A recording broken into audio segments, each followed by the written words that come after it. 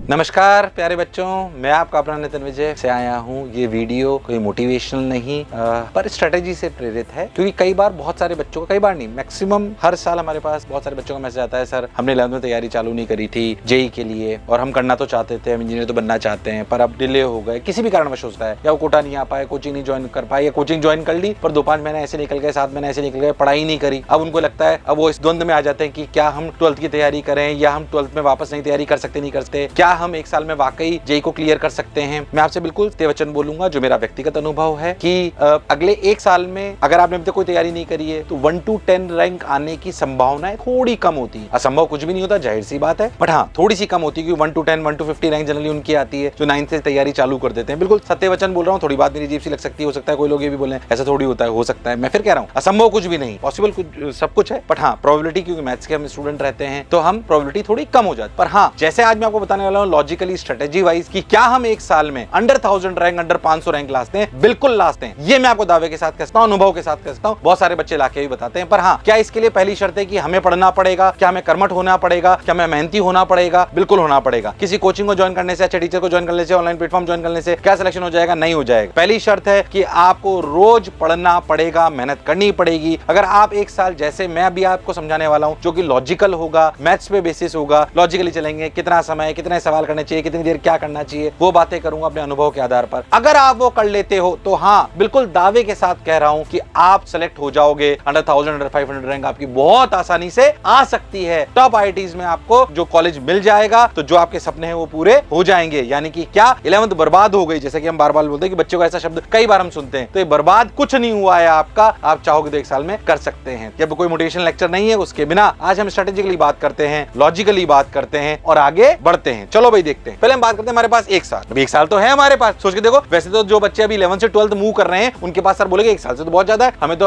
अगले जनवरी या जून में देना है, मैं तो एक साल ही मान रहा हूँ 2 महीने तुम रिवीजन करोगे। तुम अगले 2025 में अगर तुम्हें अपना जेईई मेन देना है, हाँ सर तब देना है, जब अगर तुम्हें अपना जेईई मेन देना है तो अभी तो तुम्हारे पास एक साल से ज्यादा है। मैं तो एक साल ही मान रहा हूँ। मैं मान रहा हूँ कि बीच में तुम थोड़े दिन अपने हो सकता है कि रिवीजन पे फोकस करो, बोर्ड की तैयारी पे ज्यादा फोकस करो, पर ठीक। तो हमारे पास 12 महीने की प्लान, 12 महीने हमारे पास 365 दिन है, यानी कि हमारे पास 52 है। क्या लॉजिकल बात है? बिल्कुल सही बात है, इसमें कोई शक और संशय वाली बात नहीं। समय हमारे पास है। तो अब देखें, जो मैं एक व्यक्तिगत रूप से मानता हूं कि हमें क्या क्या करना चाहिए, वो समझें, इसको ध्यान समझें कि असलियत में अगर बच्चा, सबसे पहले यहां से चालू करते हैं, उल्टा 12 घंटे पढ़ना पड़ेगा। जो मैंने बोला ना कि आपको कर्तव्य के भाव, यानी कि अपने को इतना हार्ड वर्क, ये किस चीज का पैरामीटर? ये पैरामीटर है हार्ड वर्क का। इसके बिना कुछ नहीं हो सकता।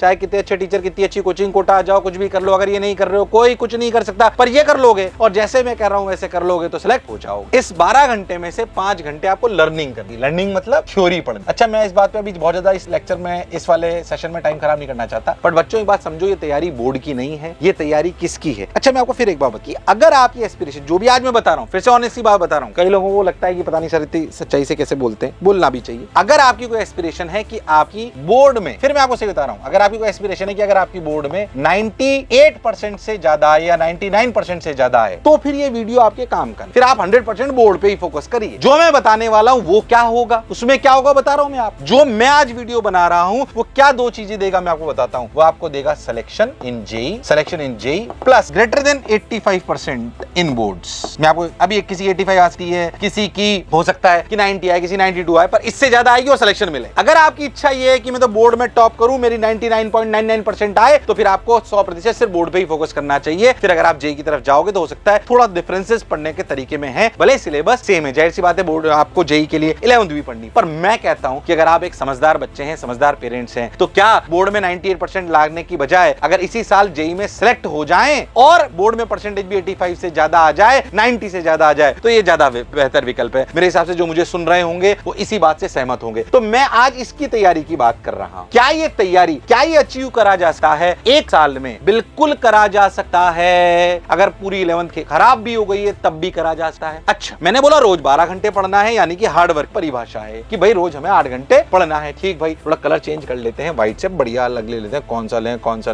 ये लेते हैं, देखते हैं। तो मैं बार बार एक बात कहता हूं कि बोर्ड और जेईई की तैयारी अलग, इनका सही समावेश होना चाहिए 12वीं के साथ। तो जो बोर्ड की तैयारी है वो थ्योरी पे ज्यादा फोकस करती है और जो जेईई की तैयारी होती है वो सवालों पे ज्यादा, तो इनका सही समावेश बनाना बहुत इंपॉर्टेंट। कई बार बोर्ड की तैयारी के चक्कर में बच्चा सिर्फ बोर्ड ही बोर्ड पढ़ता रहता है। अरे असलियत में जेईई में तो सवाल आएंगे और बोर्ड में थ्योरी आएगी ज्यादा। हाँ, पर क्या सवाल बिना थ्योरी के हो सकते हैं? नहीं। पर थ्योरी पढ़ने से सिर्फ बात बन जाएगी जेईई में? नहीं। तो यानी कि हमें सवालों पे भी अपना ध्यान देना है और थ्योरी पे भी अपना ध्यान देना है। यानी कि रोज 12 घंटे में से हमें 5 घंटे थ्योरी हम कहां पढ़ते हैं? थ्योरी हम 2 तरीके पढ़ते हैं। थ्योरी हम पढ़ते हैं एक तो हमारी क्लासेस में, जो आप जाते होंगे अगर आप कोई भी कोचिंग ज्वाइन कर रखी है, मोशन के बच्चे हैं या कहीं और के भी हैं, लाइव पढ़ते हैं, क्लासेस में करते हैं। प्लस इन क्लासेस को जब हम घर पर आकर, सर ने पढ़ाया 1.5 घंटे, बच्चा घर आके फिर 1 घंटे पढ़ रहा है, ये बिल्कुल गलत बात है। ये बोर्ड की तैयारी नहीं है कि जो सर ने क्लास में 1.5 घंटे पढ़ाया वो 1 घंटे फिर घर जाके पढ़े। सर ने 1.5 घंटे अगर पढ़ाया फिजिकल, केमिस्ट्री, फिजिक्स और मैथ्स में, मात्र 10 मिनट आपको घर पे जाके उसको रिवाइज करना है, बाकी सवालों पे फोकस करना है, क्योंकि असलियत में एग्जाम में तो सवाल आएंगे। इसके लॉजिक में और भी बड़े बड़े देता हूं, अभी नहीं दे रहा हूं, बस बात को समझ जाओ। अच्छी बात है सर।